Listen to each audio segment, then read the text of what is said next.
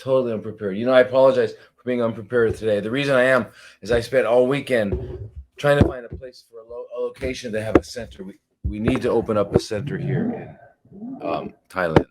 Okay, so um, I finally have some wonderful people that are amazing, wonderful, beautiful people who actually understand what healing center, what it means by healing center, and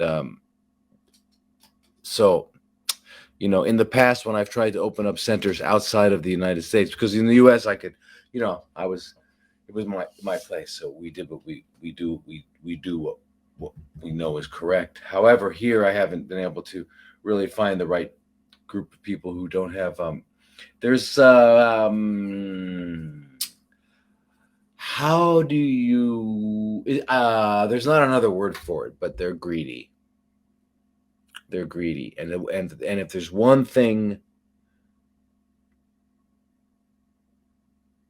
there's a few things, but the one of the things that makes me the most angry in life is greed. And I shouldn't get angry, because I gotta understand that people are at different levels of their growth and spirituality and all that sort of thing, and I shouldn't get angry, but greed bothers me. I mean, it bothers me. I can't. I mean, how many houses do I need? How many cars do I need? How much food? I mean, I don't need. What I really, Anyway, so that bothers me. But so there's greed, and then there's greed with cancer. And what's happened with the world of cancer, as you all know, is that sadly, the conventional approach doesn't work, can't work, because it doesn't consider what the situation is. So not understanding the situation of what we call cancer, you couldn't possibly take care of it.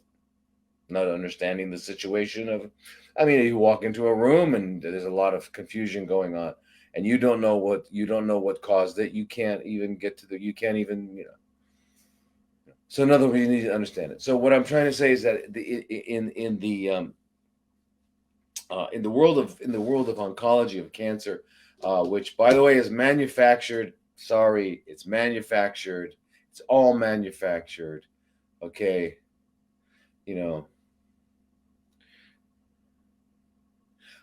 not often, and I believe me, I consult with or take care of thousands of people, literally, and only rarely do I find somebody who I can say, I understand why this guy got cancer, this lady got cancer. But most of the time, people were living lives that were really not.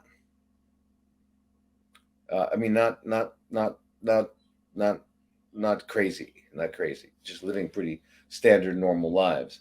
Now, the sad thing is that we are poisoned. We are poisoned in every aspect. Now, the worst poison, in which I know you probably don't even, I forget who I'm talking to. I'm talking to you guys. You guys know it. You guys are smart, man. You guys are smart. But anyway, the worst poison is the mind. They poison our minds from the time we're born.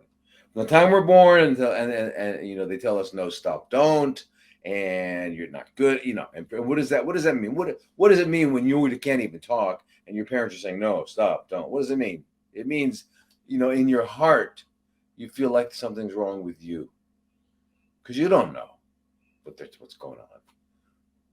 Something's wrong with you. And that, and that's how, and so and then it goes on and on and on. So they were poisoned, and then they introduced us to, when I was young. I was young, long time ago. But anyway, when I was young, it was like 5 channels on TV. So I think everything ended at 11. I was in bed by 8 anyway. So, but there wasn't a lot of that distraction. So we had a lot of good. We really had to talk. We talked to each other. We were, had a wonderful, beautiful relationship with my mother. My mother and I were like best friends and beyond, you know. So it's really so. And So, but then we get we get poisoned. But then the poisonings that are happening now. Now, as you all know, we've had there are things that come out of the air at night and during the day. Fortunately, I don't see them here where I am now. I don't see these things. We know that the poisons are more and more and more. There's heavy metals everywhere. Our bodies just aren't designed to really deal with metals. Heavy metals that get into our body. I mean, do you all know what heavy metals are, and you know why they're a problem? You know why they're related to cancer? Well, heavy metals are. If you look at the period, you know, I wish, you know, we got to start doing. I got to get this membership going because we got to have Zoom so I can like pull up references and show you what's going on. I'd just like to show you right now the periodic table and just show you where heavy metals are and all that sort of things. Anyway, kind of if you look at the periodic table of elements, right? You all know that, right? As the I have one friend of mine who keeps telling me I'm too complicated. I'm not complicated. I'm easy. I make it easy. Okay, the complication is it's not complicated. What doctors talk about is not complicated. They make it complicated so you pay them more money. So you pay them money, you think they're smart. All they know is a certain specific jargon. It's just words. So if I define the words for you, if I define the words, you shouldn't have any problem understanding what I'm talking about, right? Right? Imagine me talking to an electrician. If I don't know his jargon, I don't know what he's talking about, right? So I go, wow, is he smart? I'm stupid. I can't. I can learn it. I can just got to learn the definition of the words. Anyway, um, so uh, we're poisoned severely, and part of what's gotten into us are these heavy metals. And what they mean, what it really means is, and we're talking about mercury, we're talking about lead, we're talking about even arsenic and thallium, cesium, uh, platinum, and uranium. I'm seeing lots of uranium and cesium. These are things. These are like from nuclear warfare type stuff. So I'm finding it in people. And I have for quite a while. Thallium, thorium, I have found it for quite a while, but even now more. Here's the major problem with these heavy metals is this. Remember, we've talked about in the past that the body has about 36 septillion chemical reactions going on every second. Every second. Remember that? Anyway, so that's a 36 with 21 zeros after it. The 36 with 21 zeros after it every second. Okay, and it's all coordinated, beautifully coordinated, so that you wind up being this being, and everything works and feels. And I mean, do you realize the intelligence? Can you imagine? No, we can't. We can't conceive. We can't conceive of the intelligence required to make this work. Neither can we ever reproduce it. You can't reproduce it. I don't care how smart you think AI is. I don't care how addicted you are to all these machines and you think they're so fantastic and all that. They don't come close to humanity. And artificial intelligence is not going to do. I mean, it's an evil force. It's an evil force produced by evil people for evil intent. Oh no, artificial intelligence is going to help us a great deal. Yes, it's going to make our lives so much easier. Yeah. Robotics is going to just make our lives so much easier, right? We won't have to work. Eventually, we can just sit down and watch TV all day. Oh, sorry about that.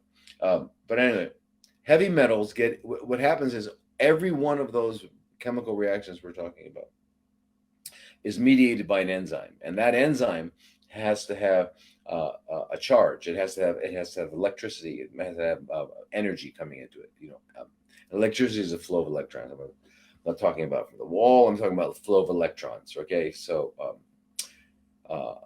and that is what metals bring. So you've heard of I don't know if you've heard that like zinc is involved in like 100 50 chemical reactions in the body, and selenium is in, so all of these different metals are involved. And involved means that they are actually generating, bringing in the energy that allows the enzyme to work.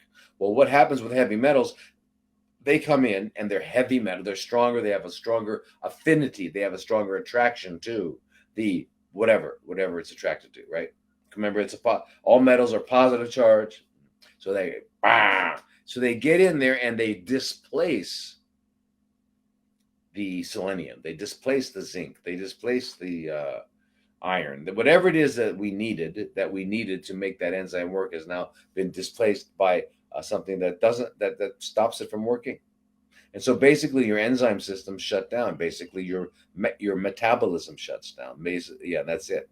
So your symptoms, that you will get from having this exposure can range from anything.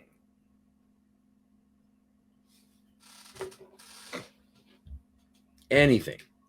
So so that, that's why it's really a problem. So the heavy metals. And so that's one of the things that we're exposed to when we're young. We're exposed, and then as we grow older, we're exposed to, as you know, these chemtrails. We're exposed to all this stuff. And right. So yes, if there is such a thing as culpability in this, our culpability is that, and it's really hard being a human. Being a human, you get addicted. Being a human, you develop habits. We're habitual. That's the way we are. In fact, we're kind of programmed that way. I mean, we're designed that way. We're designed that way so that we could be efficient. Actually, consider it. If you weren't able to turn things into automatic mode so that you don't have to think about it, you wouldn't be doing much. Remember the first time you drove a car, you had to get the key and you put it in and you get both hands on the wheel. You're going too fast. You're looking out the windows. That was with the conscious mind. Once it got into the subconscious, you can drive and text and shave, whatever you want to do while you're driving. So yeah. So we've got to get things into subconscious. So it's part of that. However, the problem is that it also is the place in which our habits lie. It's where our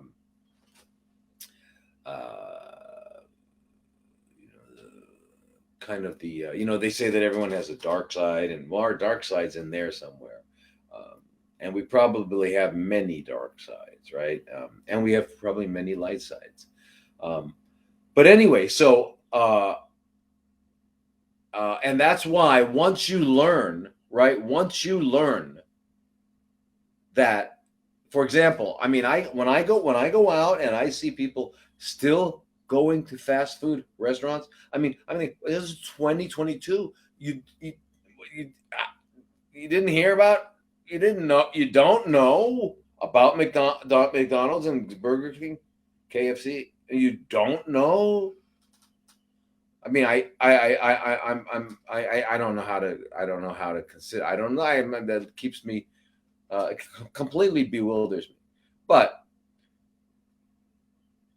anyway, so let's say you found out. Now wow, I can't eat this stuff. Wow, look at that. Look at this package of food. I mean, look at this package that I thought I was going to eat. I can't even read the back of the label. I don't even know what's in it. All I know is it sounds like a chemistry experiment. I don't know if I should, anyway. So once you know, right? And when you know what Coca-Cola is, whatever it is that people eat and drink,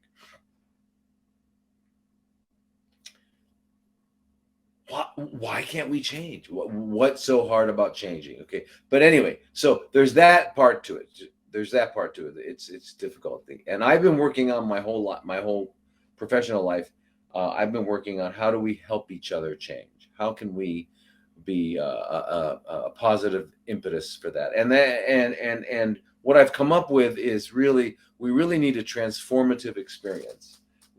And we need three things to happen.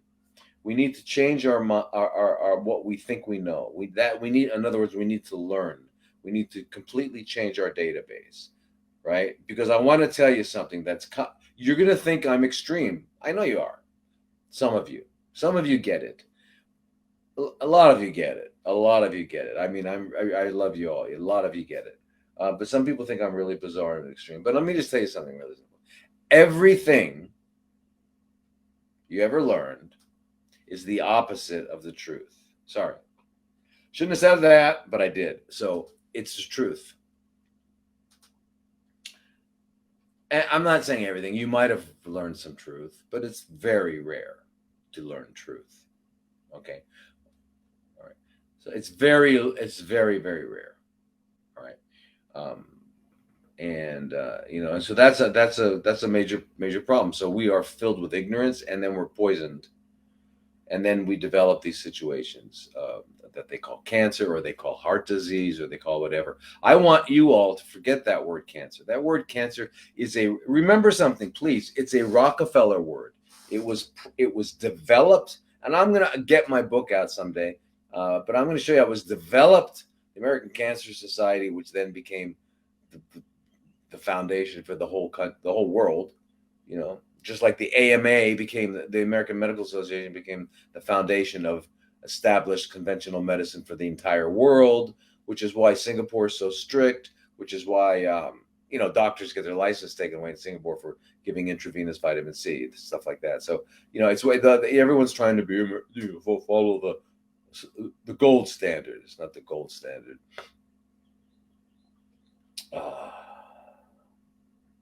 Let's call it the fecal standard. How's that better? I like that better. Yeah. Except, guess what? You know what? It's hard to say that because I don't like to use any aspect of nature derogatorily, because feces is what? Fertilizer. It makes plants grow. It's part of the process. See, I mean, you can't. In fact, you can't use anything natural to when you're trying to be derogatory. But anyway, so yeah. But I want to talk about heavy metals, and I want to talk about that. And the hardest thing, though, is to change your life. And I thought, but what I'm so impressed with the group of you guys all, what I'm so impressed is how many of you are like, okay, I'm changing. And that's really what I love about, this particular field of work. I mean, you call it a field of work. It's just what I do. But is that most people aren't negotiating. There's still some. Can't I just? What about? Can I smoke a? They don't go that far. Most people say, well, no. I have smokers say, can I just smoke like whatever one, like whatever. And I don't work in drug addiction. I don't work with people who are drug addicted, but I'm sure the same kinds of things. Can I just do a little heroin on Sundays or stuff like that? Yeah. So, and here's the thing about that, and keep this in mind. Very important. It's not what you do occasionally that's going to be a problem. It's what you do fairly regularly. So yeah, if you had, for example, I'm not. Please understand, I'm not recommending or anything. If you had a cigarette on Saturday, every Saturday, one cigarette.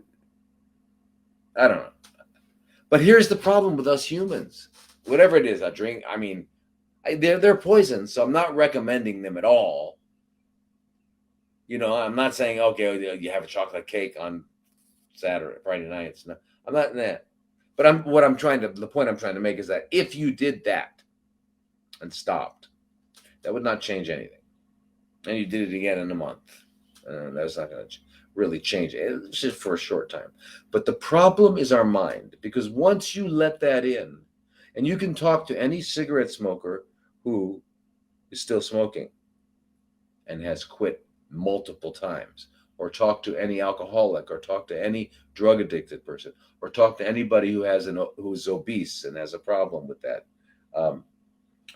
If you have one of whatever it is, you're gone.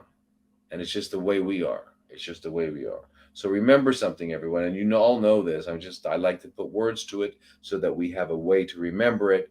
But well, never mind. I won't do that. I won't say that. It's okay. It's okay. Let's go to questions, and I'll stop being ranting and raving and all that stuff. Yeah. So I put the questions here. Anyway, so I'm really happy. I hope we're going to be opening up a cancer center, a healing center, and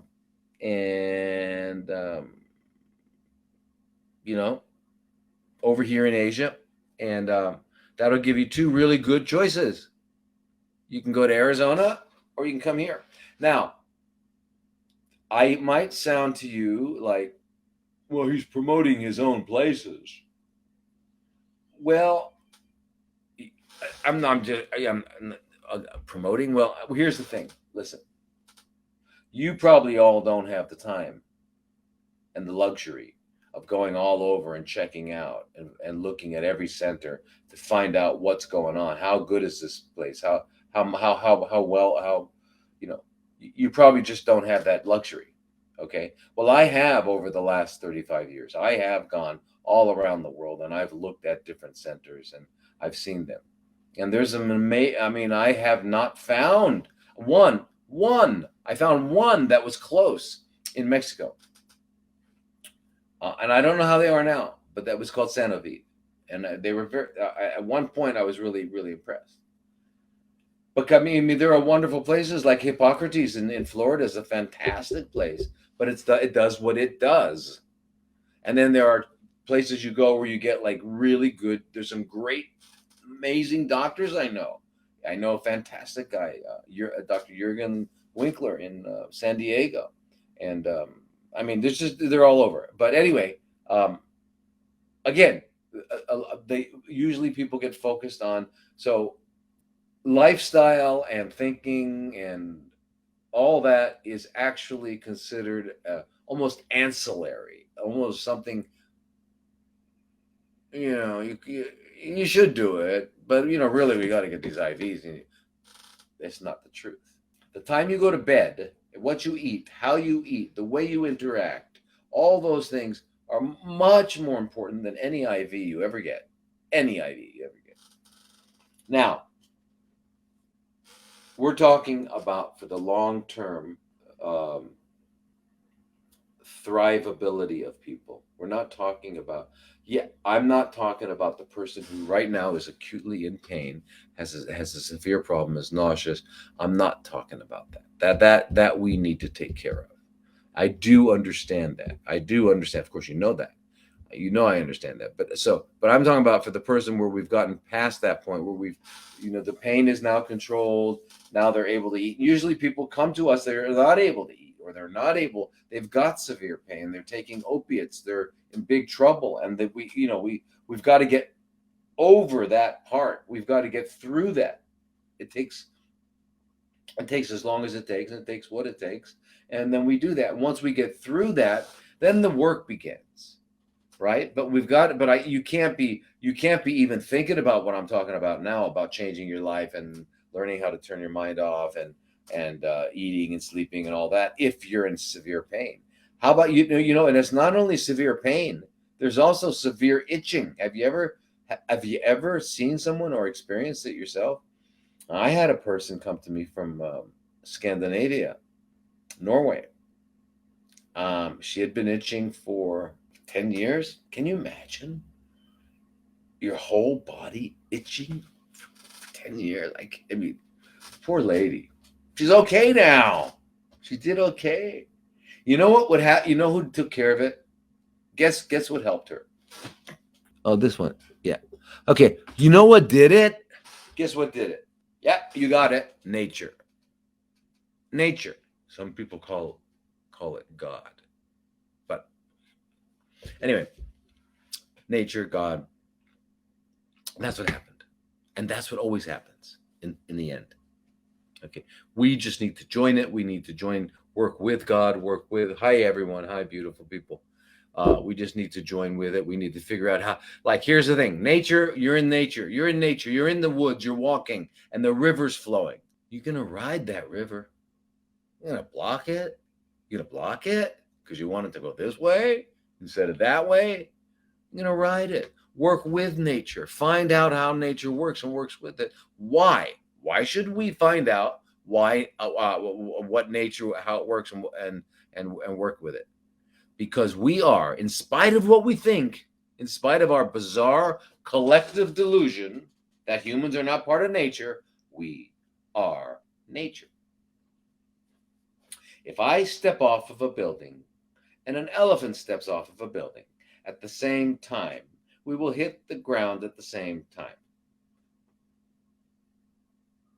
Anything that's heavy enough to not be lifted up by wind resistance will hit the ground at the same time, because the gravity works always.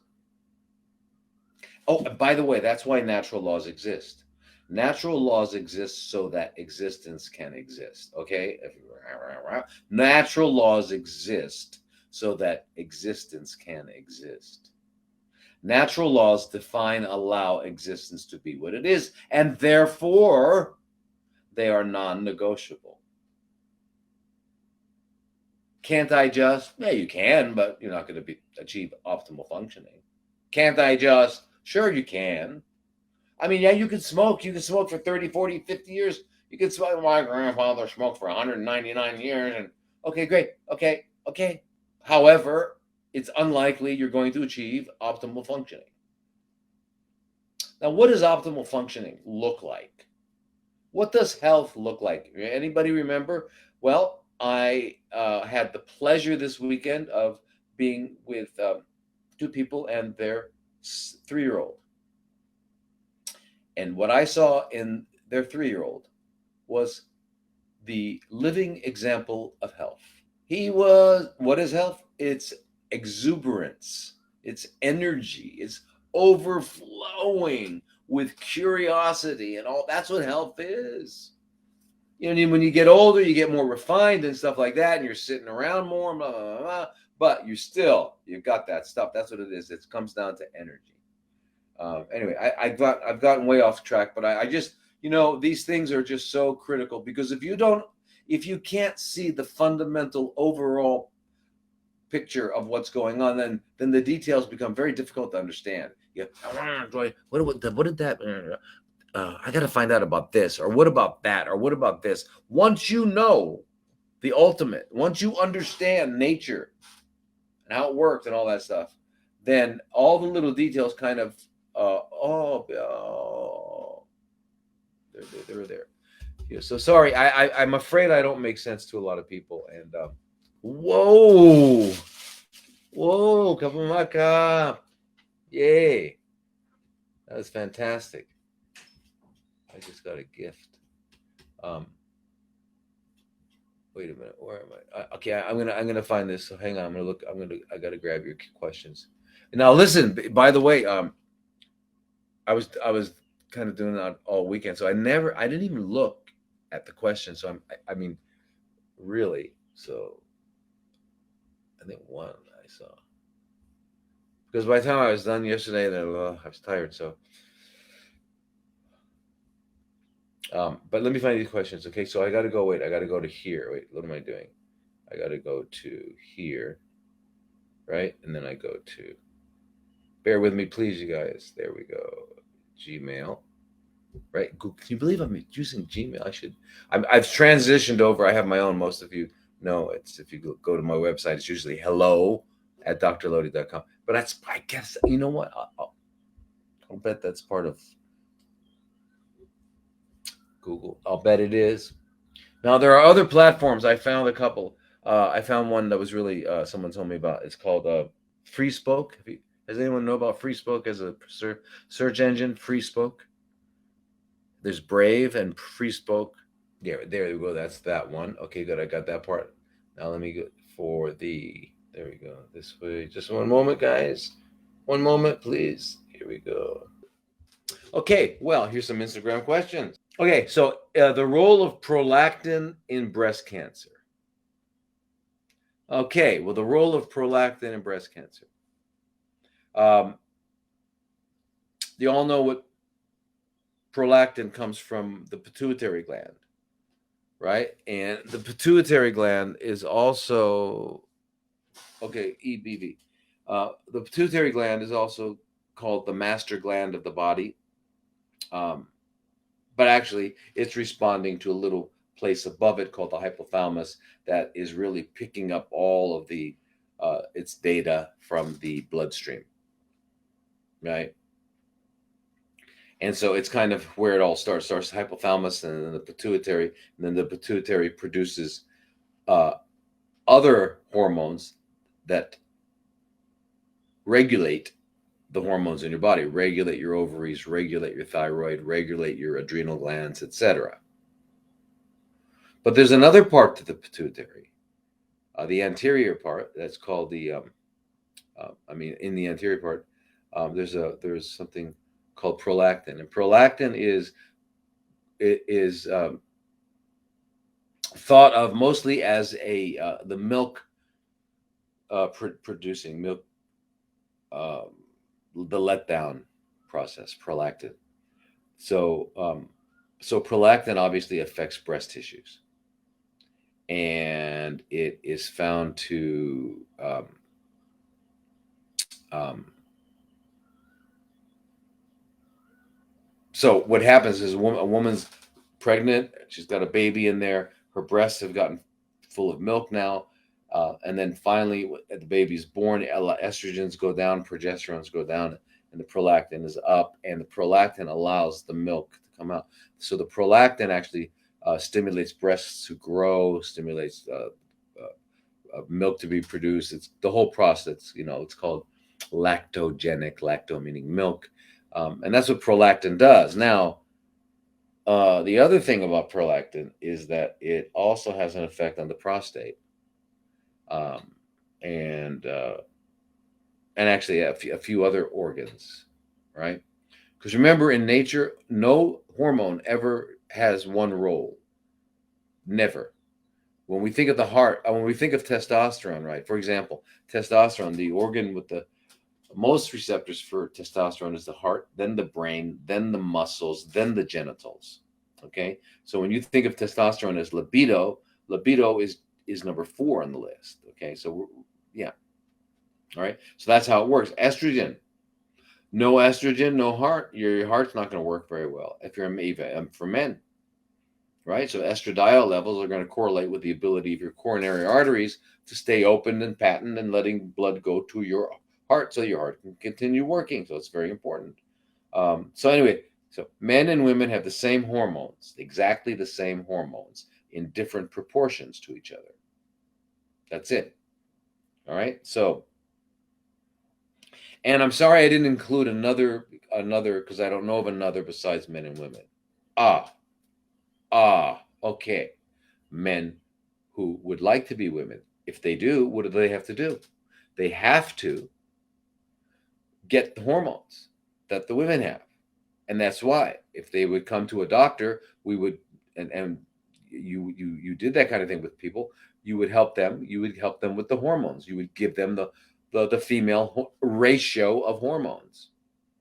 And the same with the woman who would like to be a man.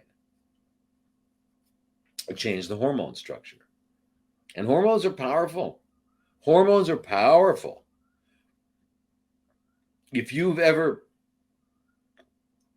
when I was in medical school, I had our endocrinology department, the hormones department, was run by a husband and wife. They were both endocrinologists and worked in the same department all year round, all day. But anyway, they were pretty cool. They liked each other a lot, and they were probably in their 60s at that time. But I remember them telling me and telling the class that they think civilization, all that has ever happened that gets us out of being living in a very close to the earth, primitive, what they call primitive, but it's more indigenous, is due to testosterone. That's what they thought. That's what they said. That was their conclusion, being endocrinologists. So anyway, testosterone is very, very, very important, and they all interconvert. Testosterone becomes estrogen, estrogens, estradiol, etc. So anyway, now prolactin that's a very good question because it's elevated. It can be elevated in prostate cancer and in breast cancer. Now, it turns out that the studies on prolactin will show you that it really plays a major role in ER positive cancers and postmenopausal if it's high. If you have what's called a high prolactin,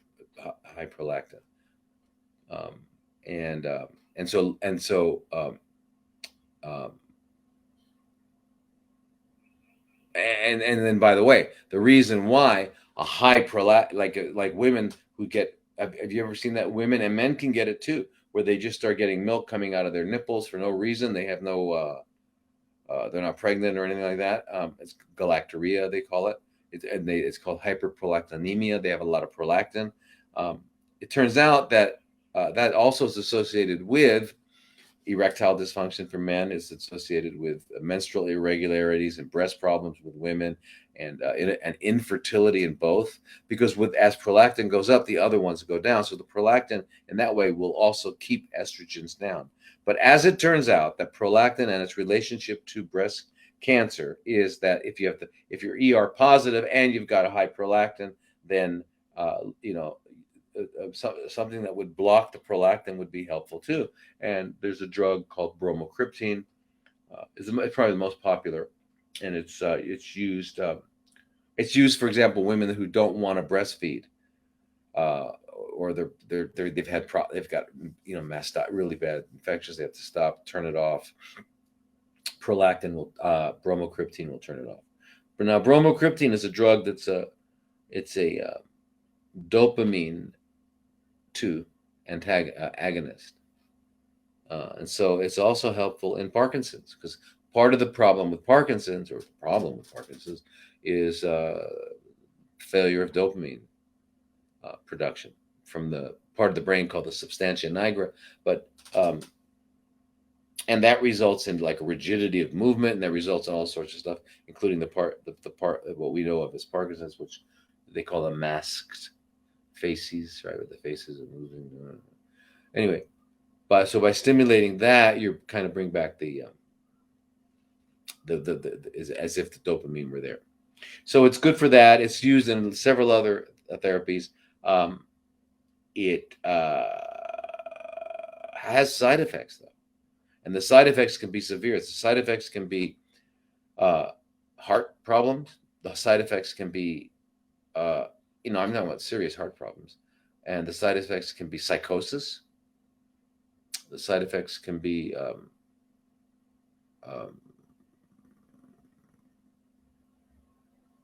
basically a lot of really metabolic conditions. But basically, the two big ones I can think of now are the brain and the heart.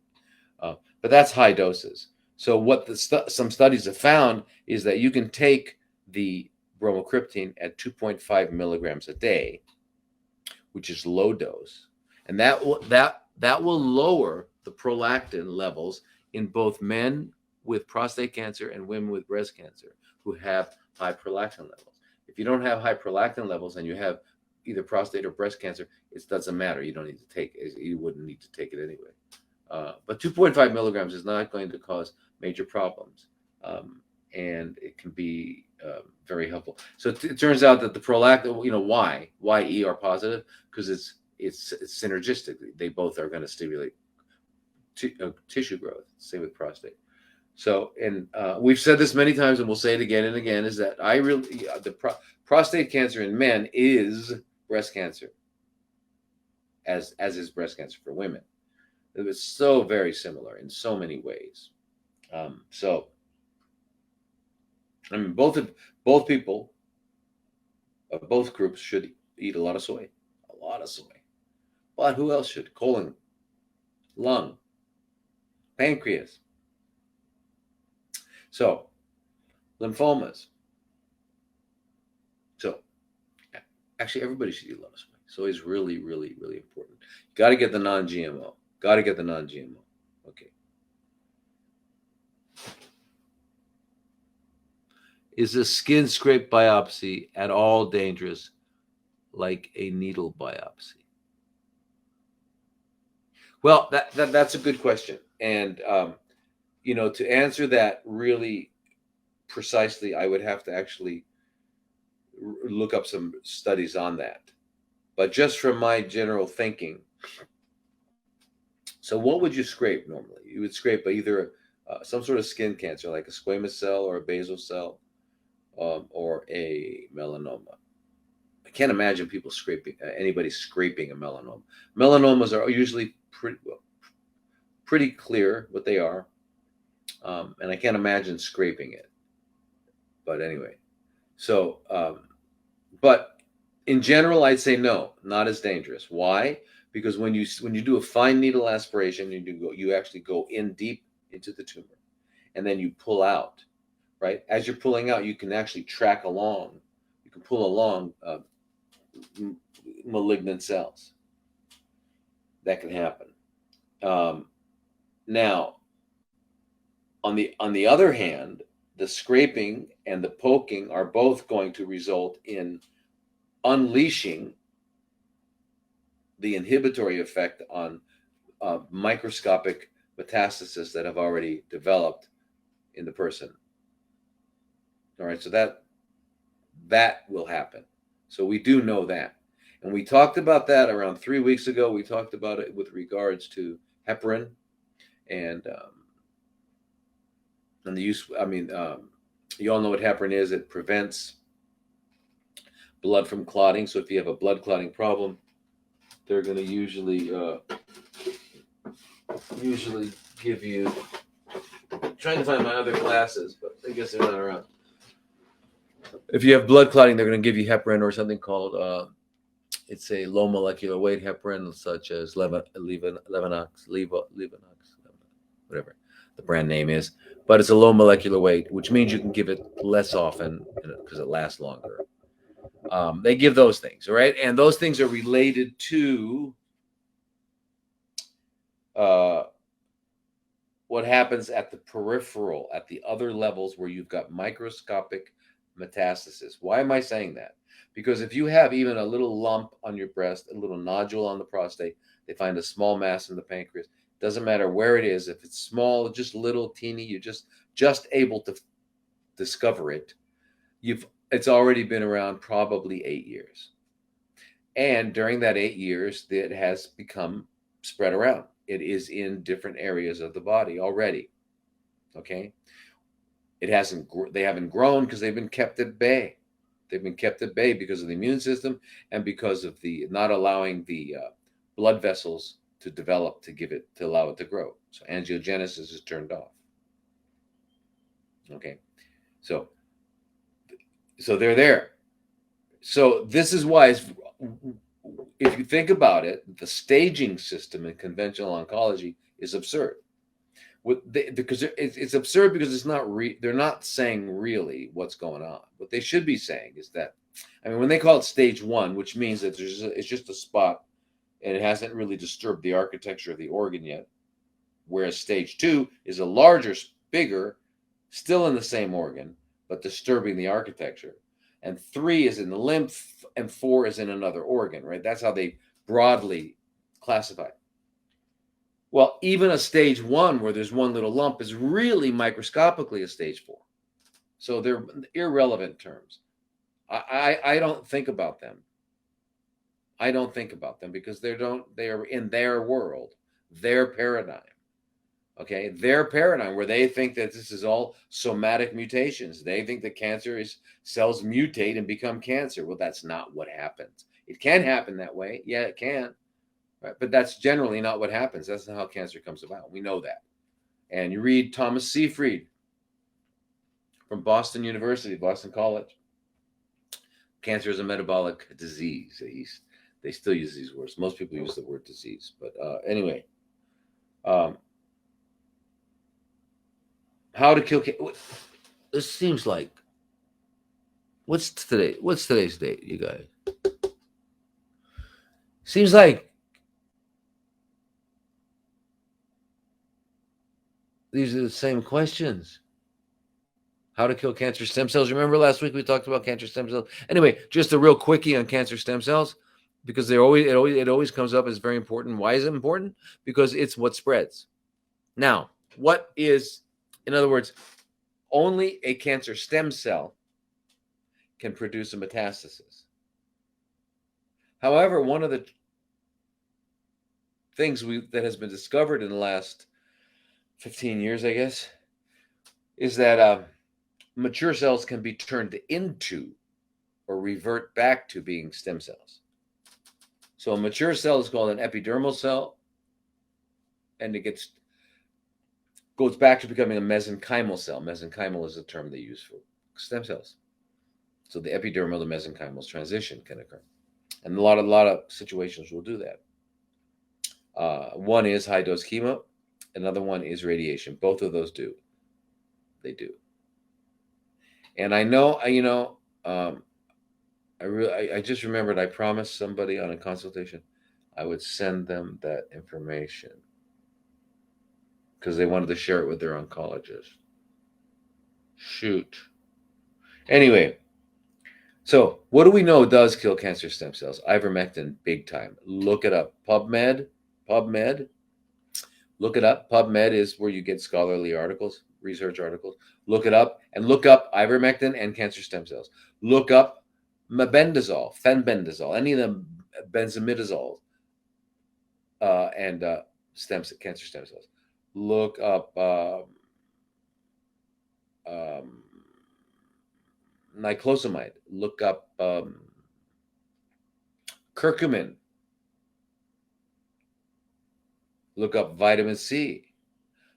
They all go after cancer stem cells.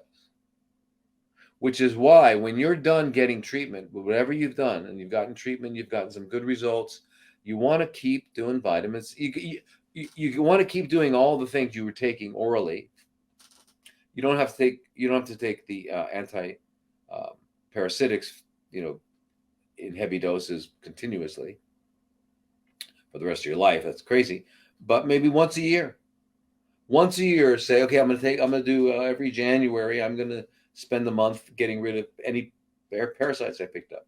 And you go on a real heavy month of antiparasitics and antifungals, right? You can do that. Doxycycline also with cancer stem cells. Doxycycline is amazing.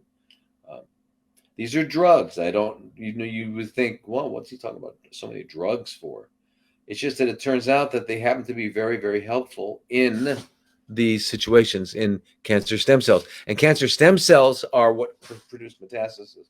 And that's the problem. Remember the problem with cancer, everybody. Everyone on here clearly knows that the problem is not how do you get rid of this cancer. You can go to a surgeon and have him cut it off. It's how do I keep it gone? How do I keep this gone? That's the problem. That's the question. That's the concern. That's the challenge. So the answer is you got to stop making cancer. How do you stop making cancer? Lifestyle. Very, very important. Number one. Number two. And lifestyle includes thinking and non-thinking, eating and not eating, movement and non-movement. Non-movement, rest is important as movement. I mean, everything is modulated with yin and yang. The universe is a yin and yang universe. Okay.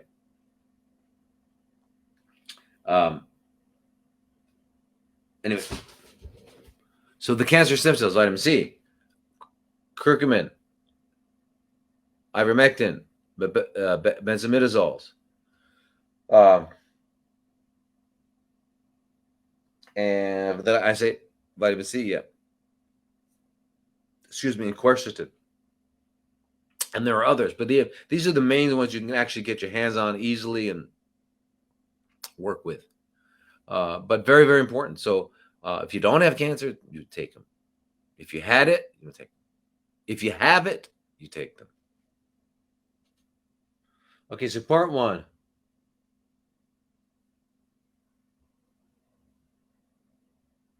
Part one, cottage cheesy chun CHUN, deposit clog in right leg, inner thigh, next to knee. How to fix it? Part two from the same person. How to help avoid this? Avoid it turning cancer prone. I exercise 3 times a week. It is still there. So cottage cheesy chun. I don't know. I'm not sure what chun means, but anyway, cottage cheesy. Um, go away. Go away. Go. There we go. Okay, cottage cheesy chun. I'm not sure what that means.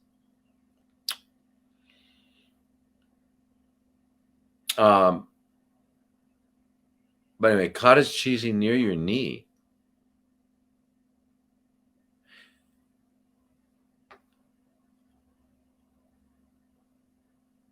Well, I'd like to talk to you, Zealous. I would like to talk to you because is there any odor to this? And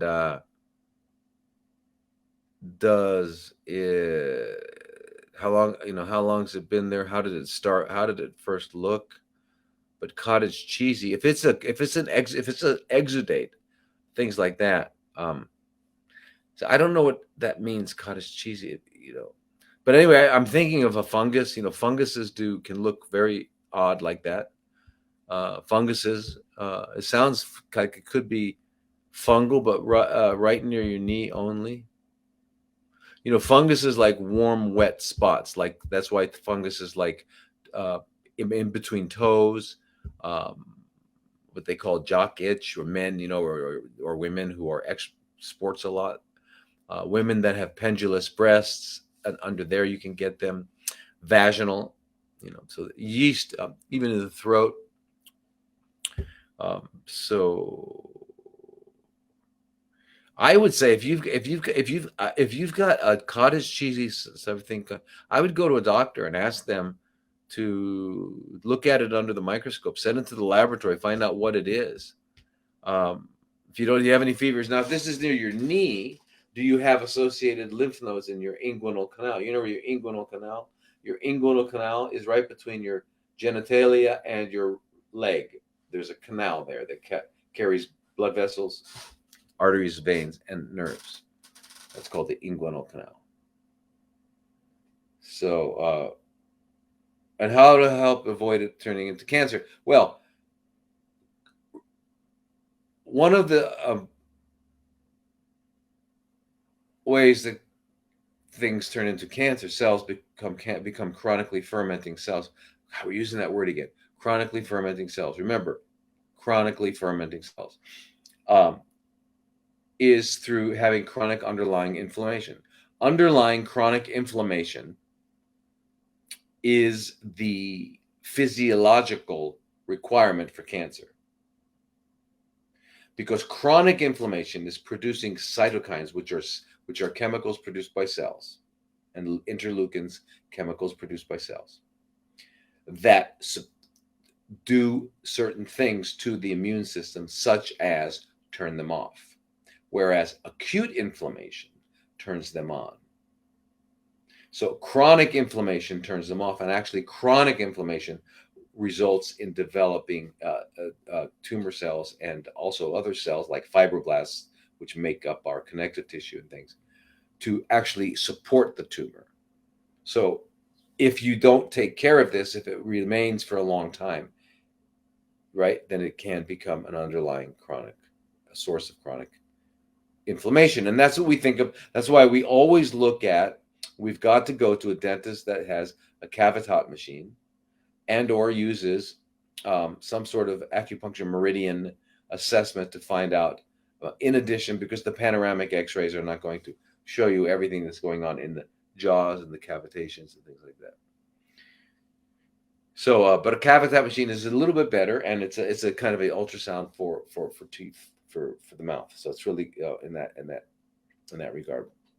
Yeah, Anyway, I'm very interested, Zillas. Please, maybe send me more information on it, or let's have a discussion on it. But I would definitely get that stuff looked at and find out what it is. Take it to a doctor. You got to find a good doctor and ask them, say, what is this here? Take part of it and send it to the lab and tell me what this is. But again, I'm telling you something. Fasting. You know that I've been leading fasts and been on fasts for 45 years now, and I've read the masters and stuff like that. And do you know that it's very rare that something does not get eliminated by fasting if you do it right and you do it longer. And that's because we live in a divine body. We were given this divine, beautiful piece of equipment, with the 60 to 100 trillion cells that are engaged in 36 septillion chemical reactions every second, producing 37 million new cells every second. I mean, what a phenomenon we are. All right. And you're going to go to a guy in an office with a white coat and ask him how to take care of this incredible divine machine. He can't. Doesn't know what he's talking about. He doesn't know.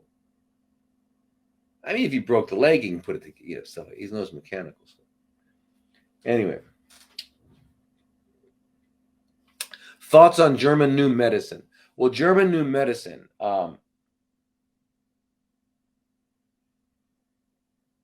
As you may know, was basically a radiologist discovered discovered that cancer. He would have people bring in CT scans. He said that every cancer had an emotional or some sort of traumatic emotional antecedent that caused it to happen. And that was reflected actually as a radiological thing that you could see on a CT scan of the brain. And this guy was mind-boggling. He would have the doctors or patients bring in the CT scan, and he'd put it up there, and he didn't know anything else, and he would find what he called, it was Dr. Hammer. He'd find what he calls the Hammer lesion, and he would say, whatever happened, you were, whatever the emotional conflict he was able to identify. He was like, what? So then, if you can resolve that, you can do it. And as we've said before, and I'll often say to my people I consult with, and that is, the tumors are the fruit on the tree, but the roots of that tree are psychospiritual. And so we've always got to find out what's going on, because human beings are not just biological entities. Neither are animals. We're all endowed with the divine intelligence. It's here. It's how this works. How does it work? How does it work? How do you digest your food? How the heck does your body figure out the difference between, if I take like drugs and vitamins and stuff, all that stuff's going in my belly, and somehow my body's able to distinguish what should be absorbed and what shouldn't be absorbed. But sometimes it gets overwhelmed and things get in there. Yeah, we can do that. We can overwhelm it, but it's busy doing things that it's so no. Any helpful advice for mold and Lyme recovery? Yeah, well, you've got to get these things out, whatever they are.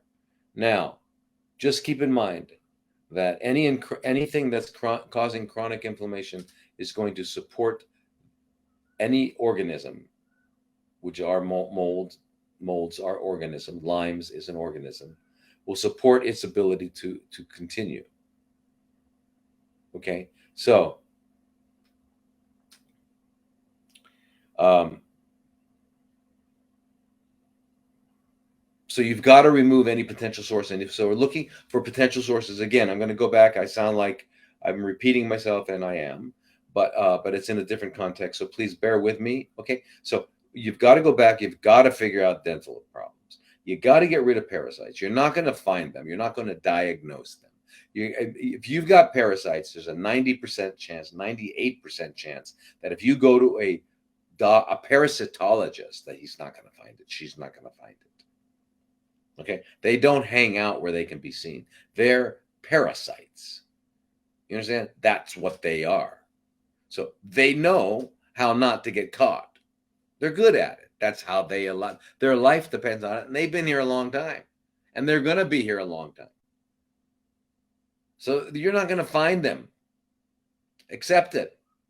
And accept the fact that if you live on this planet, you got parasites. So we've got to do parasite cleanse. And then in addition to a parasite cleanse, we've got to do another cleanse with juicing and a juice cleanse and or water fast. Juice cleanse, colonic hydrotherapy, lymphatic therapies. You got to learn to turn off the mind so that you can control the immune system. All right. You need a doctor who's going to help you look at your immune system. If you've got mold and Lyme's, the question is, do you have mold and Lyme's, or what are they and what are they doing and all that? And Lyme's, as we all know, has been weaponized. Molds, I don't know. Molds don't need to be weaponized. They're pretty nasty guys. The ones that are not on, don't work with our biology. But recovery from it, in other words, if you're when you ask me the word recovery, that means it's gone now. If it's gone, then you just have to live healthy. Okay? You stop eating 4 hours before sleep. You go to bed by 8 p.m. You wake up at 4. You do your meditation, prayer, and reading. You read a book list that I'm going to make available. And you read a book 4 times before you know it. And you move all day. Every 90 minutes, you're moving for a vigorous 10 minutes. And you're doing the meditation 5-6 times a day, meaning you're turning off your thinking, right? You're not thinking for 2 minutes 5 times a day. So if you pray, after you pray, and you're talking to God, okay, don't be rude and walk away. Sit back and listen for 2 minutes. And if you're listening 100%, you're not thinking. Think about it. Kind of an oxymoron there, but think about it. If you're thinking, for example, if you're listening to music that you love, you're not thinking about anything else. You're listening. So, how do you listen to God? You listen to your breath. God's your breath.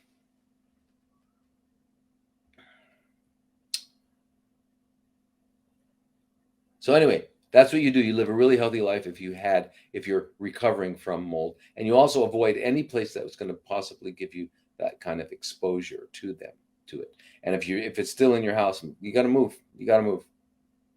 Lyme's, I don't know. Now the other thing that works with both mold and with Lyme's and the chronically fermenting cells and all of these things is energy medicine. We don't talk a lot about energy medicine, but it is really. Once we understand it, it'll probably be the only thing we do, the only intervention we use, because all the universe is energy, it's frequencies, right? And so energy medicine. So the one that really impressed me tremendously was Royal Raymond Rife, who, using Tesla technology, was able to come up with a microscope to ascertain the frequency from a cancer cell. And then he had a generator that sent in opposite frequencies, because when you have waves, frequencies are waves, electromagnetic waves. If you have in wave physiology, it's really clear. You know it if you've ever been in a swimming pool or you've been in the ocean and you saw waves. Waves can either come, if they come at the right angle, they're going to be a bigger wave, or if they come at the right angle, it's going to go underneath and kind of lessen that wave. So that's the physics of waves. I mean, that's what he did. He turned off the whatever it was, the cancer of the rife energy. So I've seen somebody. I personally saw somebody with extremely severe Lyme's for many, many years. Have it go away with one treatment from a real rife machine. They're not many.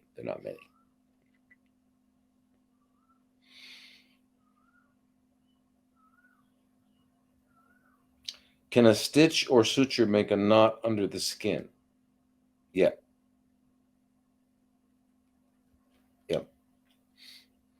Now, usually surgeons use, for the sutures that they use for underneath the skin, so like when they close up the tissues underneath the skin before they close the skin, they use like something usually, but they use I don't know what they're doing now. But they used to be called Vicryl, and the Vicryl was absorbed. I have no idea how poisonous Vicryl is, but it was absorbed and it shouldn't be there. So if you've got, couldn't do that yet, it can do that yet.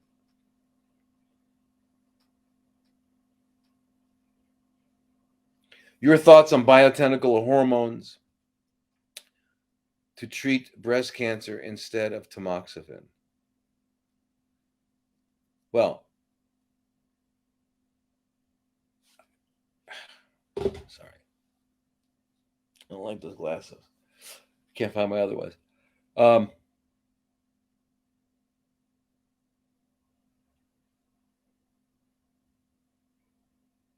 Okay. That question. My thoughts on bioidentical hormones to treat breast cancer instead of tamoxifen. There are 3 estrogens. If you're asking the question that, and there's a choice between that and tamoxifen, tamoxifen is an estrogen blocker, estrogen receptor blocker. Therefore, obviously, the cancer you're talking about is estrogen receptor positive. There are 3 estrogens: estrone, estradiol, estriol. Granted, they produce many different metabolites. We're not talking about that. We're talking about the 3 parent major ones. These 2, the estrone and the estradiol, are major agonists. In other words, they stimulate the alpha receptor, the estrogen alpha receptor, which makes tumors grow. The estriol is a strong agonist for the beta, which makes them shrink. The estriol also mildly binds to the alpha, makes it grow a little bit, but the bigger effect on the beta, estrogen receptor beta, makes it shrink. So the net result is the shrinking. However, because the estriol is sitting there, the estradiol and estrone, which would be strong agonists for alpha receptor for growth, can't go. They're being blocked the same as tamoxifen would be doing. So I would say estriol. Now, I can't say that, though, because it's considered controversial. I'm not supposed to say that. I won't say it. So I won't say it. And then the other thing is there's another very important estrogen. Now, estriol, by the way, is an metabolic endpoint. So, for example, why people take aromatase inhibitors? Because it blocks aromatase, an enzyme that allows testosterone to be converted to estrogen, estradiol. So that testosterone can become estradiol. Estradiol can become estrone. Estradiol can become estriol. Estradiol can become estrone. Estrone can become estradiol, and blah, blah, blah, blah, blah. But once it gets to estriol, it doesn't go back. That's good. So that's that. And then secondly, there's another estrogen called 2-hydroxy estrone, estradiol, 2-methyl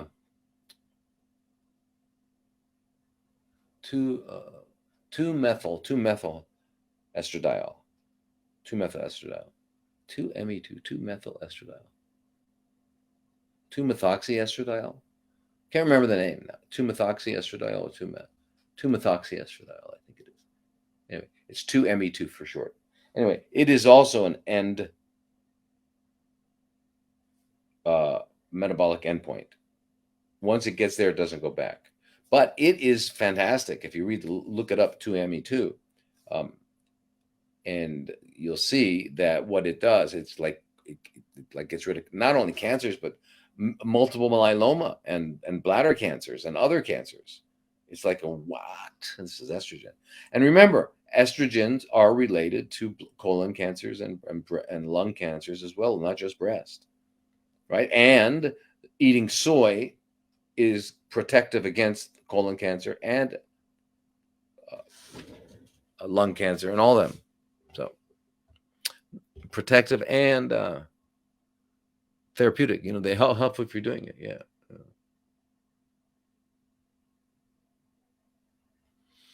Fenbendazole dosing, we did this. And for how long? Okay, so a fenbendazole, if you're getting it, get the 222 milligrams. If you're getting it online at PanCure, get the 222 milligrams. I'm afraid they're going to stop that soon, unfortunately. They will. They are real. If anybody doesn't know who they are, you got to find out. But anyway, 222 milligrams. Now, if you're just starting out, you're not going to just use fenbendazole. You're not going to just use ivermectin. You're going to use several different antiparasitics. And by the way, these antiparasitics are like crazy good for turning off all these pathways of cancer anyway.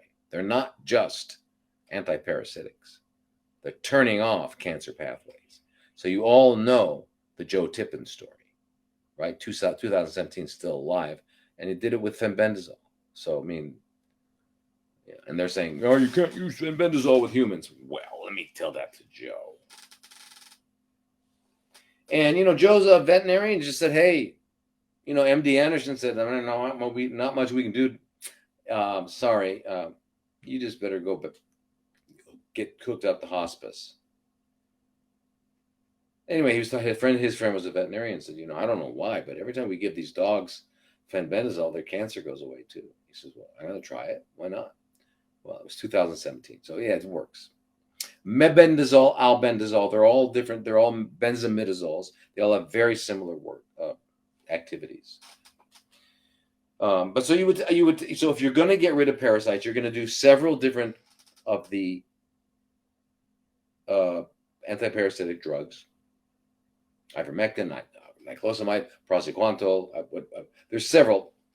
Mebendazole, fenbendazole. There's several. And you're going to do them like really heavy, 3-4 weeks, like 3 times a day. And then 1 week off. And 1 week off, right? And you do this 4, 5, 6 times till there's none around. Then you want to keep them on a lower dose. So then I would take fenbendazole once a day. Ivermectin, maybe 12 milligrams at least once a day, maybe twice a day. Vitamin C, I'll continue doing it. Curcumin, all these other things to make sure that the cancer stem cells are gone. And by the way, if you're a spouse of someone who had cancer or a friend of someone who had cancer, and you think you're immune from it, you're not, and neither am I. None of us are. It's all part of it. So we gotta, we all got to be doing the same thing. Oxidative therapies for treating cancer. You all know what oxidative therapies are. Oxidative therapies are not oxygenated therapies. So, for example, hyperbaric oxygen is not an oxidative therapy per se. There winds up being a lot of oxygen in the tumor, and it can cause oxidation. Yeah. So in a roundabout way, but it's basically an oxygenation therapy. Most of the oxidative therapies, when they're talking about oxidative therapies, oxidation is the removal of an electron from the outer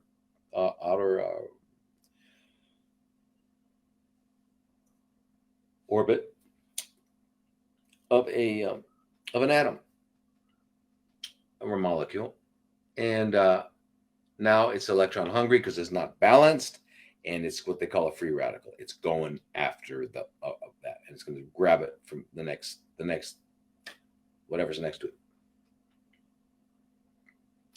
That's what an oxidative agent is, and that is what we need in our mitochondria to make energy. So kind of important. Without it, we're dead. Without it, we don't exist. So oxidation is important.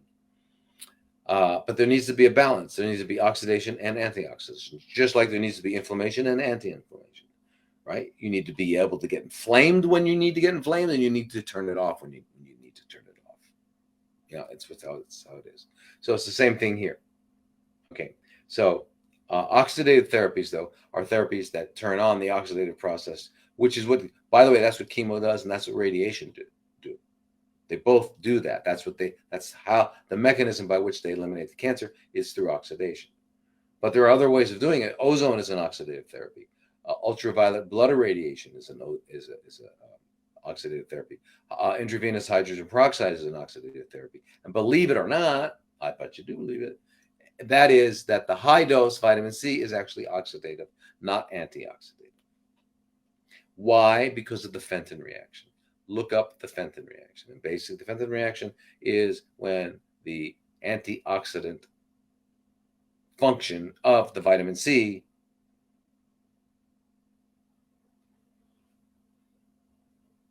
is exposed to and donates its electron to an iron or a copper. That iron and copper change because they have a 3+. They have 3 pluses. That means they have 3 negatives. So now they only have 2. So when that happens, the byproduct is hydrogen peroxide, which is an oxidative molecule. So that's how the vitamin C becomes oxidative. And if you don't know that, because I saw someone sent me a video of a guy who was explaining all this, a doctor. And apparently the doctor didn't know that or didn't think about it or whatever it is. But that's really important to understand, is that vitamin C is not oxidative. I mean, it's not just an antioxidant. Okay, so let's go some other guys. Okay, let's go. We have time, right? Do we have time? What time is it? Oh, yeah, a little bit of time. Okay. All right, good. Okay, so here's a Facebook. That was a lot of that was Instagram. Oh no, this is a TikTok. No? Yeah. What do? Oh, and this is from Coco. What? This Coco says, what doses would you recommend for very stubborn? Regarding serapeptase.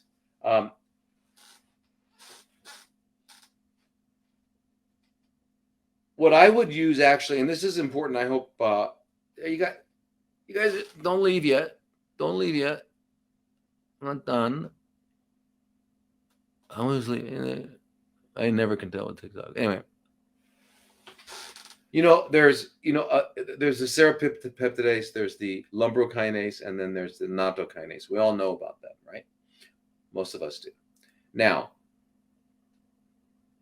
with any kind of chronically fermenting cell problem going on in the body, there's usually situations that result in, and it all has to do, it goes back to the whole angiogenesis thing and the primary tumor and all the things we're talking about. So that's all seems to be related. I mean, it all is related. But anyway, there are 2 kinds of systems, just like we talked about before. We have inflammation, anti-inflammation, right? We've got estrogen, progesterone, right? Estrogen, the breasts get big, progesterone small. So there's all these modulating. There's always this yin yang everywhere. So in the world of blood clots, it's really important that you clot immediately if you get cut, because you can't lose blood. But it's real important that you stop the clot formation, because you don't want to keep clotting, because you'll wind up blocking that entire vein. So you can't keep clotting. So we have this really amazing modulatory ability in every system. So what's going on with the clotting is on the fibrin side, on the side where the clots are, there's fibrinogen gets activated, and it turns into fibrin, and fibrin is like a protein matrix that forms a clot. The platelets are there first, of course, but anyway, you wind up with a fibrin clot.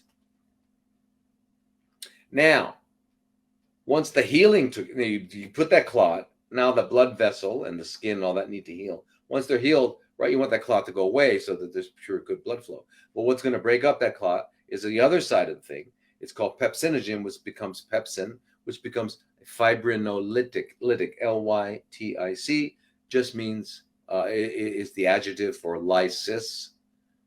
and lysis, Lysis, is to break apart. That's all. These are just terms. These are just definitions. This is not a big deal. You don't have to be a doctor. You don't have to be a scientist. You don't have to be a biology major. Just learn the terms. Hey, let me ask you a question, you guys. Have any of you learned any of these IT terms about how your cell phones are working, your computer? Yeah, you have. You have. So it's no longer complicated because you use them all the time. Okay, so this stuff is not complicated. Well, anyway, lumbrokinase, all the serrapeptidase and nattokinase all stimulate the whole pepsinogen process that breaks down clots. That is fibrinolytic. But I'm going to get some really good news, and I'm sure you've heard it by now, but in August of 2022, there was a Japanese group. The Japanese do amazing research. You know that, right? Anyway, there's a Japanese group that found out that and proved that and published a study showing that nattokinase. Now, what is nattokinase? Nattokinase is an enzyme produced by a bacteria, Bacillus subtilis, which is added to steamed soybeans and fermented. And then it becomes what they call natto. And natto is stringy. And it's fantastic for you in terms of health. I mean, think about what a soybean is. It's got all the amino acids you need. It's full protein. It's also got phytoestrogens, which bind to the beta that shrink tumors. And if you ferment it like this and you wind up with the nattokinase, it's also going to keep your blood thin, which is really good. Keep it thin and flowing. Well, it also turns out that this nattokinase actually disintegrates the spike protein. You all know what the GP120 spike protein is, produced by the you know what. That happened, began 1920. Suddenly it just appeared. It just appeared. It just appeared. Never existed before, but it appeared. Anyway, it appered kind of like, let's see, what was it, 20 years ago? 40 years ago, 1977 to be exact. HIV just appeared. It just appeared. And you know what was weird about HIV? It only liked gays and black people. Amazing. Can you imagine a virus only liking gays and black people? Amazing. Anyway, well, it turns out that part of the infectivity of both that amazing HIV and this other one that came out in that was presented to us all. What was it? February, March, or January of 2020.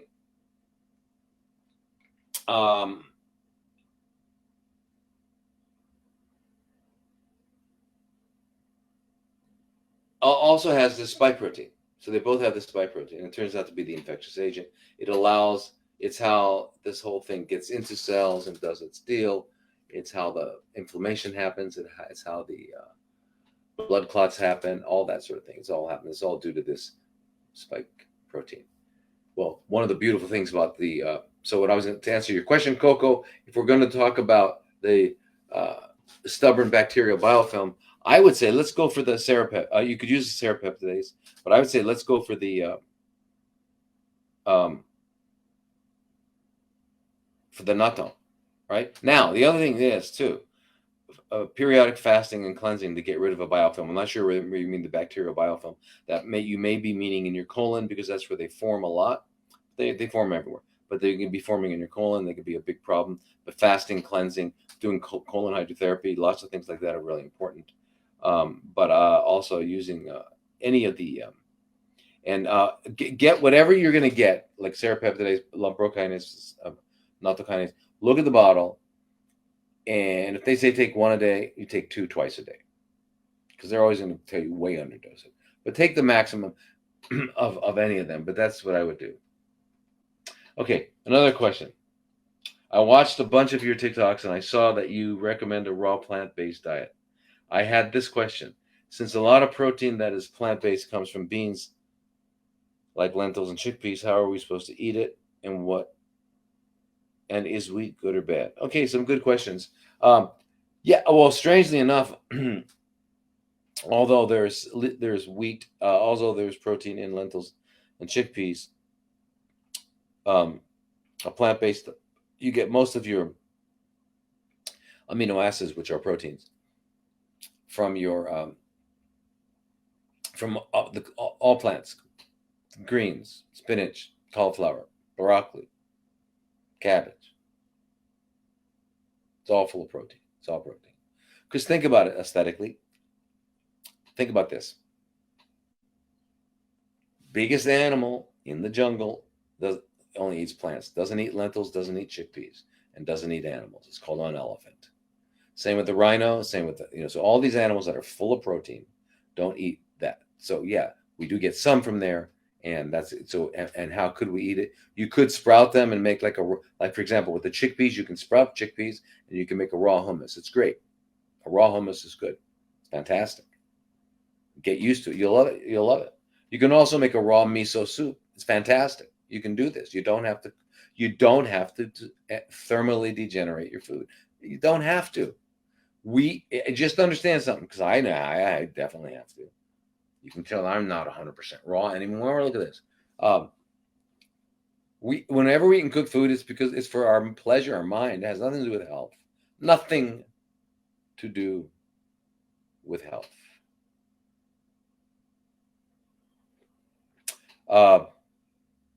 But so we get our protein comes from all that. So these big animals, look at the horse. And you're going to have a good steak. You want it to be grass fed. So where's it getting this protein from? The grass, because the grass is full of amino acids.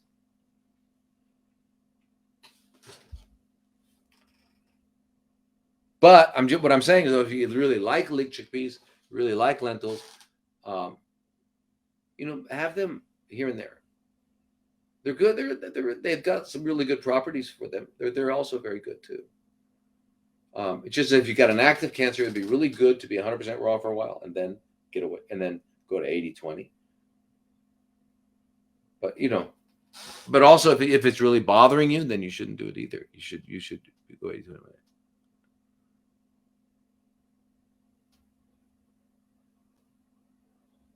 Facebook, Amanda, do you recommend low-dose naltrexone if you have CFC? Oh, you got me again. I don't remember. I'm acronyms. I gotta look it up. I don't know what a CFC is. What's a CFC? Chlorofluorocarbons? Is that what you mean? See, that's why I don't like acronyms, because every profession uses them. So you got to know what here syndrome. We go. Yeah, great. Okay, here it is. Congenital mutations in genes in the intracellular, the RAS-MAP signaling pathway cause growth and development disorders, mental retardation. Is that what you meant? Right. Chronically ferment. Right. Chronically fermenting cells. Sorry, but we got to use them. Chronically fermenting cells. But that's what you meant. Sorry. How can I be stupid? Yeah, I'm stupid. Kato. I'm stupider than I thought. But yeah, you're right. Okay, I should know that.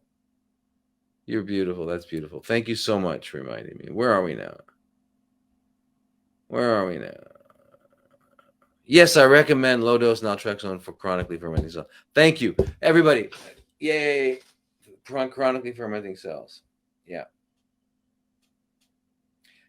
Americans are using acronyms more often. I don't know. I think the reason people, but we're going to do it, and for a good reason, or we'll call them chronically fermenting cells.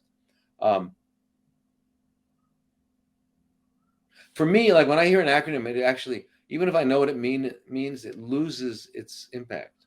It loses its meaning. If I hear the real words, it has more of a meaning. It also reduces any potential ambiguity. A lot of reasons, and if we use them a lot. But thank you so much, Amanda. That was beautiful. But yeah, I do remember, anywhere from 3.0 to 4.5 milligrams a night before sleep, and of course you have to be off opiates. So, and if you're on opiates because you're in a lot of pain, you can get off of them by using high dose rectal cannabis.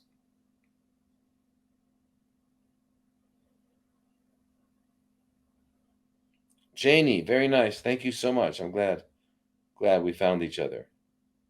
Chlorine dioxide, I think it's amazing. It's amazing, excellent. And you know, I've been hearing about it probably, and I mean from people that actually took it and used it for, I don't know, maybe what, 15 years, 20 years. And I've never heard anybody tell me they had a problem from it. There we go. Is that better? Yeah. Okay. I never heard it. Can you imagine? No one ever said they had a problem from it. Everybody only found good things. I would say I think it's fantastic, Janie. Fantastic. Wow. So I've been following a plant-based diet and taking supplements. I do intermittent fasting for 20 hours and I eat within a 4-hour time frame. My cholesterol has dropped from 56 has dropped to 56 from 232. I had my blood drawn right after my vitamin C. Would that have affected the results? What can I do to get within the normal range again? Now that I got to tell you, Rebecca, that's kind of the lowest I've ever heard. But I would get it rechecked. No, the vitamin C should not affect your cholesterol at all. But get that rechecked. And then the other thing to do too is you can get check your vitamin D levels. Make sure you got vitamin D because vitamin D is made from cholesterol. Check your if you can get a stool test from like Great Smokies. It's not Great Smokies anymore. It's called what? What's it called? They changed it. Anyway,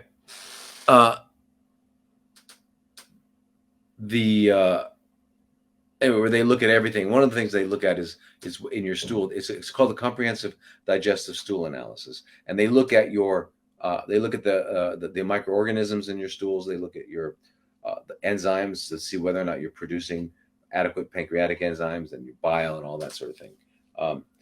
So you won't be making, if you don't have enough cholesterol, you won't be making bile. If you don't make bile, you won't be able to absorb fat. There'll be a lot of fat. You'll find that when you go to the bathroom, that the feces will be floating on the water, it won't sink.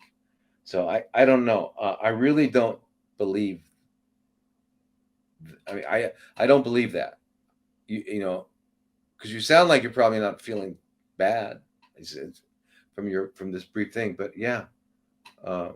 Now, the question was, well, how can I do to get it within the normal range? You don't want to ever get it into the normal range. Remember, the normal range is the normal for unhealthy people.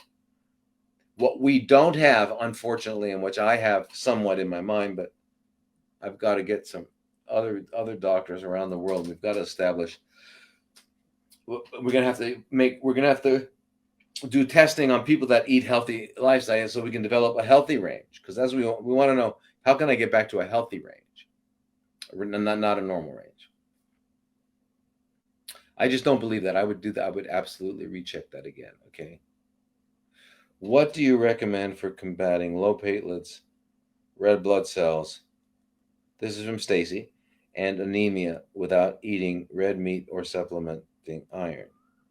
I do tons of greens, juicing, some beans, etc., and these are low for me. Was thinking of trying beef liver capsules. Well, first of all, platelets have nothing to do with iron. Red blood cells, on the other hand, do. Now,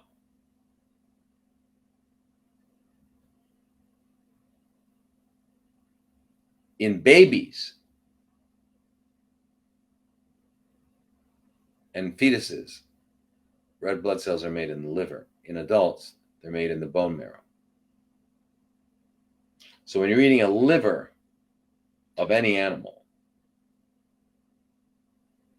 it's kind of the animal's filter. It's the detoxifier.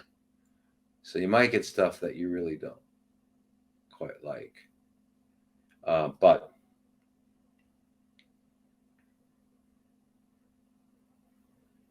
anyway, Stacy, did you have chemotherapy? If you had chemotherapy, it's just going to take a while. But doing saunas, continue doing your,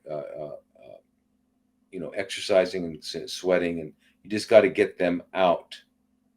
Get them out. Now, I mean, how low is your? The problem is if you take, okay, here's the thing. So if you're eating, also, I'm not sure of your age, Stacy, but I would make sure that you're taking hydrochloric acid. Take 1 to 2 or 3 capsules about 10 minutes before you eat, so that your stomach is very acidic, so that which is the way it's supposed to be, so then it can then extract from whatever you're eating the iron and into a usable form, where it's absorbed in the duodenum. Okay, so you have to have that. It's very important. And then give it time. But eating an animal, all you're going to get is heme. You're going to get iron heme iron. And you're still gonna it's you're gonna get, but eat spinach, broccoli. Just make sure your stomach just make sure you've got enough acid in it. You don't have to resort to eating animals. Yeah, that you don't have to resort. And remember, your platelets. If your platelets are low and your hemoglobin is low, most likely you had chemotherapy, and they're just going to have to come up once the chemo's out of your body. And infrared saunas help that. Exercise helps that. Chelation helps that. If you've had, especially if you had any of the platins, chelation will help get rid of the platinum. And what was that again? What you were asking?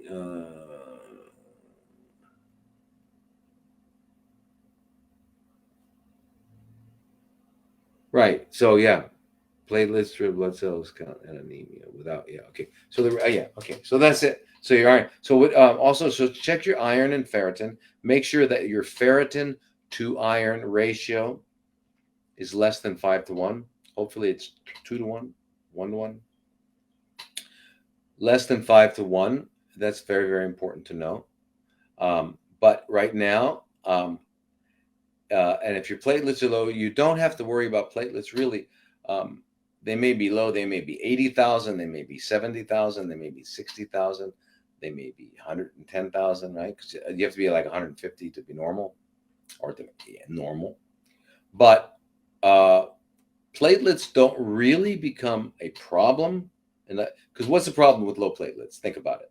If your platelets are too low, you'll bleed, because they initiate a clot, right? And you'll start bleeding out everywhere. You could just walk by a desk. You can brush your teeth. You can have whatever, constipated bowel movement, whatever can cause some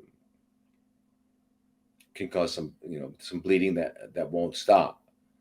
If you hit your head, of course, that would be a big major problem. So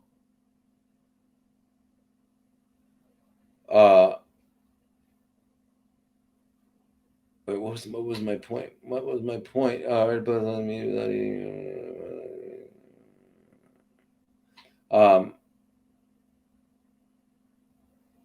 the heck was my point? Oh. Anyway, until platelets get below 20,000 and even actually 15,000, we don't see bleeding. And I had so many patients in the 80s in New York City when I was training that were with whatever HIV is, they had it, and one of the things they developed was low platelets, and we had lots of them. So we learned. You got to get down 20, 15 for it to be a problem. So don't worry about the platelets and your anemia. We got to get your anemia up because you're absolutely right. Hemoglobin must be above 11 so that you don't have a systemic hypoxia, which helps cancer. So let's get that up. Now you can use some erythropoietin. You can have your doctor give you some erythropoietin with iron. If you get IV iron and erythropoietin IV at the same time, 40,000 units of erythropoietin plus, let's say 50 to 100 milligrams of Venifer, which is a good iron, IV iron, then you will help it go to the bone marrow and to make red blood cells. However, if you just got the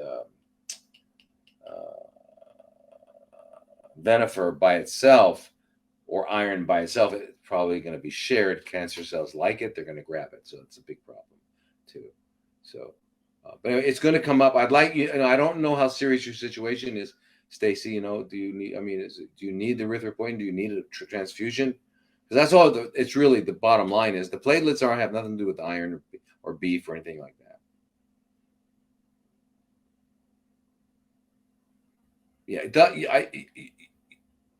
Yeah, if you can get erythropoietin and the IV iron, and that would bring up. If it's your anemia you're worried about, how anemic are you? Are you on there? Can you show me your anemia? There you. Is that you? Ferritin is very low. Hemoglobin A1C is high, 5.9. Are these related?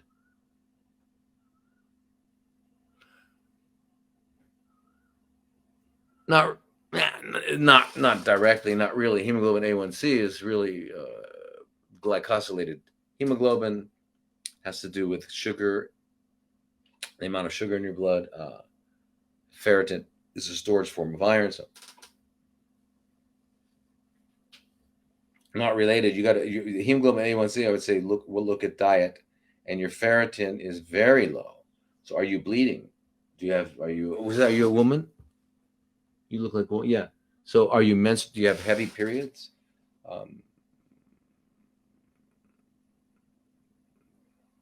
Ferritin usually, ferritin goes very low if you're losing blood or something like that.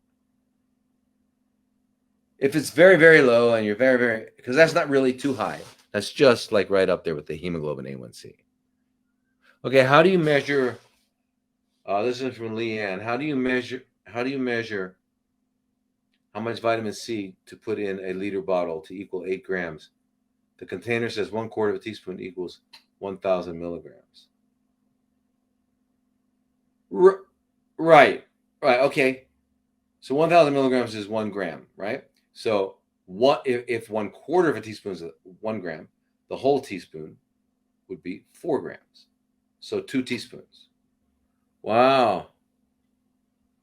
This is from the email from Pamela, and I had an autoimmune diagnosis of dermatomyositis over 3 years ago. I've been on prednisone.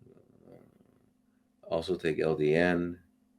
The rash subsided, not diminished. If I take 20 milligrams, I become almost immediately unable to move without excruciating. If I take below 20 milligrams, what suggestion?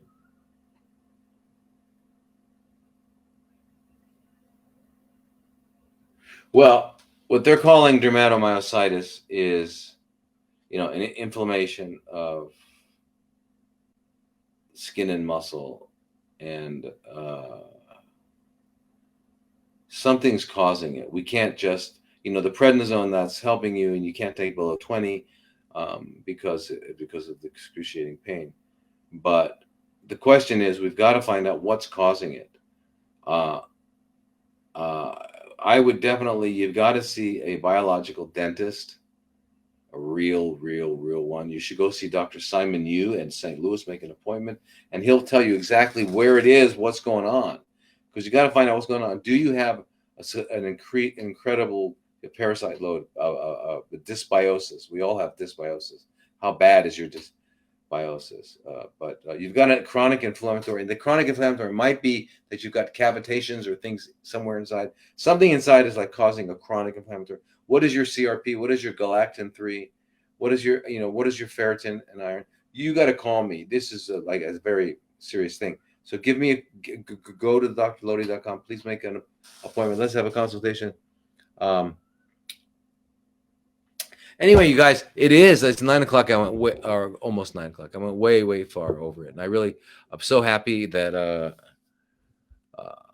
we have these Monday talks, Sunday night talks, right? Sunday night lives. So they're really fantastic. And you guys you're amazing. I mean, you're amazing. I just want you all to know that you are amazing. You blow me away. God. They talk, I always hear we always hear about real American heroes or real whatever. The real heroes are you guys. You guys are going. Anyway, what you're all going through and the way you're dealing with it is just so beautiful, and I'm like really honored that you'll all let me participate. And anyway, I'll see you. Could I repeat the percentage of iron and other medicine you mentioned? Oh, okay. The iron is it's called Venifer, and it's either 50 milligrams or 100 milligrams. And the other medicine is called erythropoietin. Also called, depending on the brand, it's called Epogen, it's called Procrit, Epo, things like that. But it's erythropoietin. It's made normally by the kidneys, and it stimulates the bone marrow to produce red blood cells. You give them both IV at the same time, then you get the IV started, give the iron, then let the erythropoietin, give the erythropoietin and then let the iron flow, and then as the iron goes into the body, the erythropoietin will have woken up the red blood cells, the bone marrow, so it'll be calling it, and it'll come down to it.